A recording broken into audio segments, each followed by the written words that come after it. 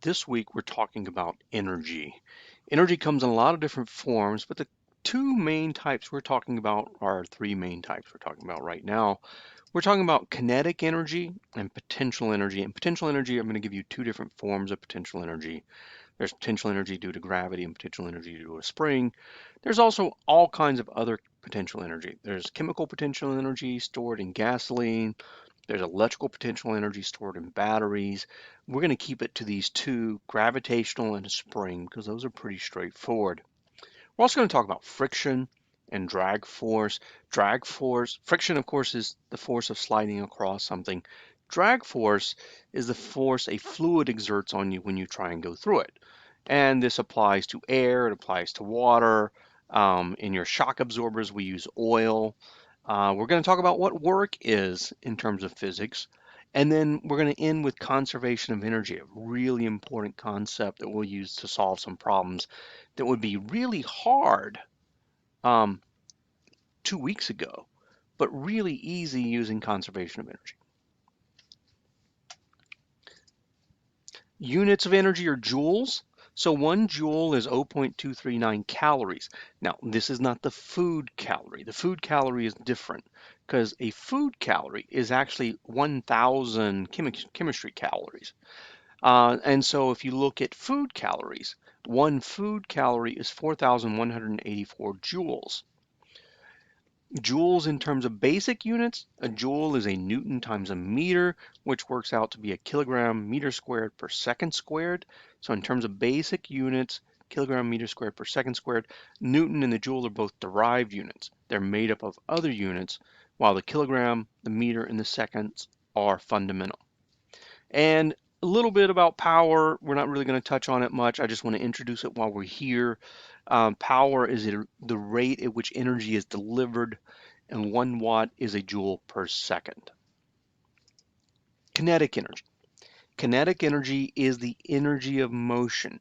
So it has the word kinetic in it, right? Kinetics is moving, movement. So kinetic energy is the energy of movement, the energy of motion. We're only going to study linear motion. We're not going to worry about spinning and things like that. So in kinetic energy, the variables we're going to be using are mass, m, right? Velocity, v, and kinetic energy we're going to call Ke, and that is in joules. The equation for kinetic energy is really simple. Kinetic energy is 1/2 of mass times velocity squared. So if you have an object moving along, you just take its mass, you multiply it by its velocity squared. Velocity, remember from the previous slide, has to be meters per second. Mass has to be kilograms. If you have two objects moving, the total kinetic energy just adds. Take the kinetic energy of one plus the kinetic energy of the other, and you've got the total kinetic energy. Potential energy. The two types of what potential energy we're going to talk about are gravitational potential energy and energy stored in a spring. So if you have a mass at some height h above the ground, got the acceleration of gravity, the potential energy we're going to call PE. For when it comes to a spring, there's something called a spring constant K. The units on that are newtons per meter. And then the distance you move a spring. Now, this is not the length of the spring. This is, you take a spring that's not stretched at all. And if a spring is not stretched at all or not compressed at all, X is 0. So X is just how much you stretch it or how much you compress it from that starting point where it's not stretched or compressed at all. The equations, again, are pretty simple. Gravitational potential energy is your mass times the acceleration of gravity times your height, times the height that you're at, not your height, the height that you're at above the ground. So potential energy due to gravity is just mgh. Potential energy due to a spring is just 1/2 kx squared. So when you stretch a spring out 0.1 meters, you're going to square that value, you're going to multiply it times whatever the spring constant is, and you're going to get the potential energy that you've stored in that spring. Why is it called potential energy?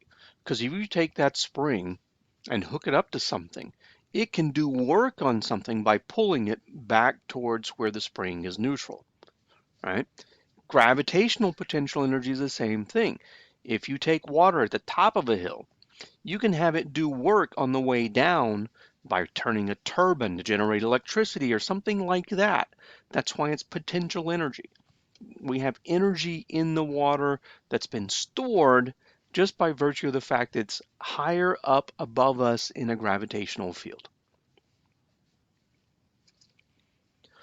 We're going to study friction.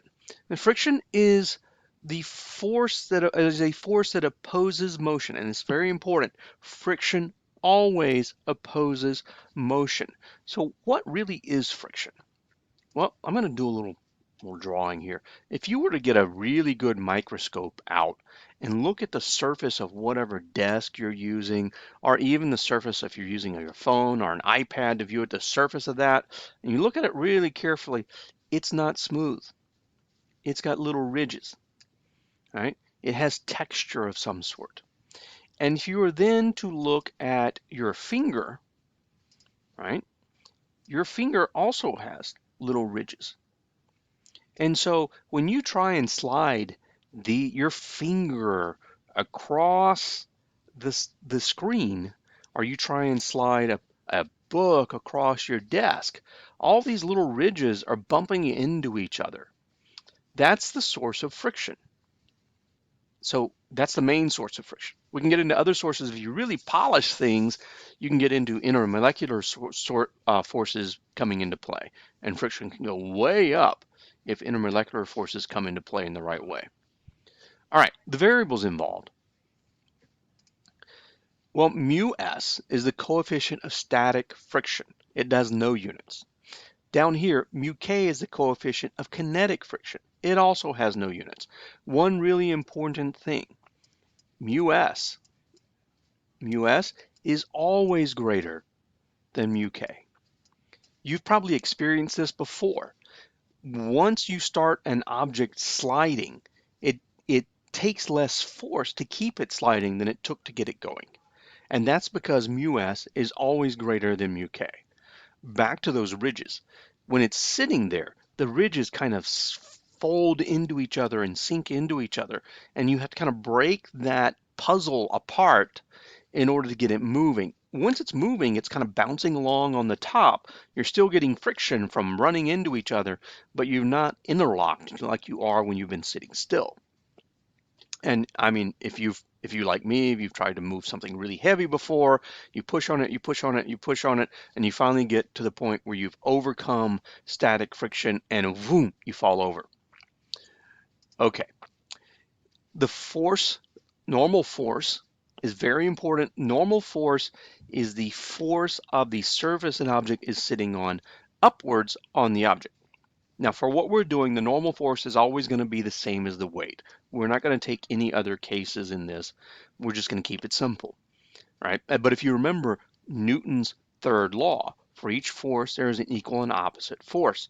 Well, the normal force is the force of the table upwards on a book that's sitting on it, or the force of your chair upwards on you. Static friction, the symbol we're using for static friction is Fs.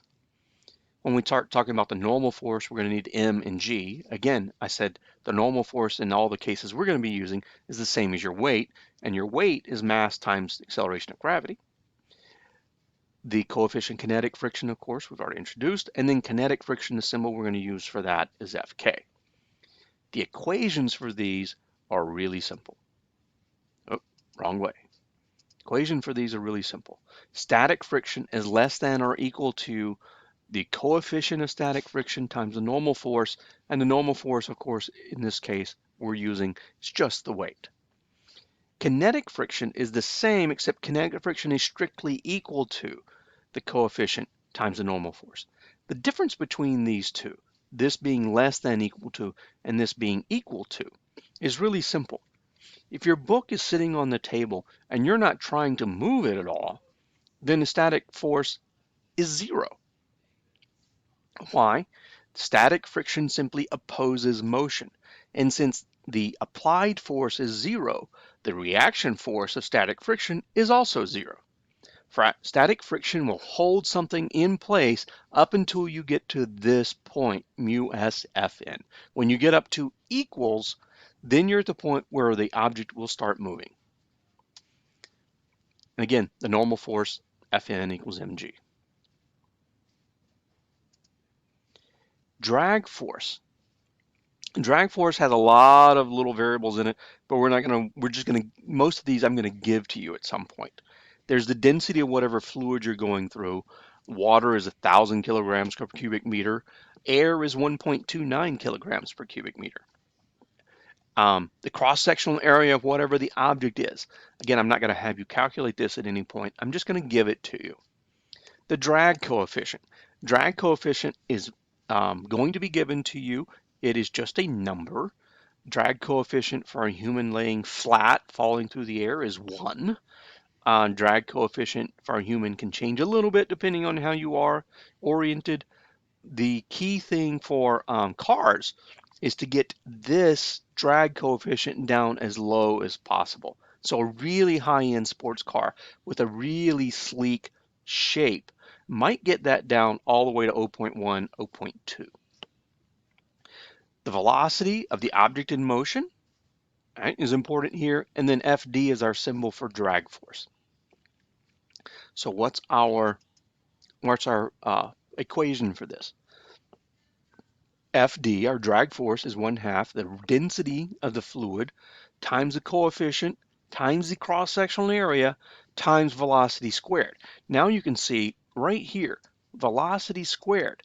That's why it's so important for high-end sports cars to have a really low coefficient. You can't do anything about the density of air.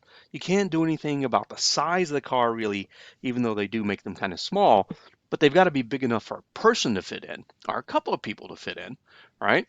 So that A, you can only change so much. So you really work with the shape to change CD. Why? Well, a high-end sports car, this velocity squared is going to get really big. You know, you're going 200 kilometers per hour. That number is a lot larger than the 100 kilometers per hour that most people normally would drive. So that is where, you know, they concentrate on high-end cars, on planes, on all kinds of things. They concentrate on that coefficient right there. Again, I'm going to give it to you. The other place you'll see where they spend a lot of time on that, if you're a swimmer, the high-end swimsuits, textured swimsuits, and on airplanes, you'll have some really high-end planes where there's texture on the wings. The texture, what it's doing is it's actually creating a little envelope in the case of a swimsuit. It's creating a little envelope of water around the swimsuit so that as you go through the water, instead of water sliding against your swimsuit, you actually have water sliding against a layer of water on the swimsuit, and it reduces your drag. Sometimes you want to increase drag, and a great example of that would be a parachute. You could ask my son one day. He works at a drop zone and packs these all the time. Work. Work is simply force applied over a distance. Force that doesn't move anything doesn't do any work. Just doesn't, right? If you're not making anything move, you're not doing work. So the variables involved, they're force, there's the distance that you move an object, and then W is the symbol we use for work. And the units for that are joules, which are exactly the same as the units for energy. So work of our applied force, so is force times distance. Now, if the force is in the same direction as the motion of the object, this is positive. If the force is opposite to the direction of motion, this is negative. Note, friction and drag will always be negative. Why are they negative? Because the drag force is opposite to the direction you're moving. The frictional force is opposite to the direction you're moving. And so friction and drag are always negative force, always negative work, always. These are called non-conservative forces. Why are they called non-conservative forces? Because they're taking energy out of the system, right? This W is an energy at the end of the day. Work has the same units of energy. It's non-conservative because it's taking energy out of the system. Finally, our last concept, and it's a really important concept. It's involved in several problems you're going to see.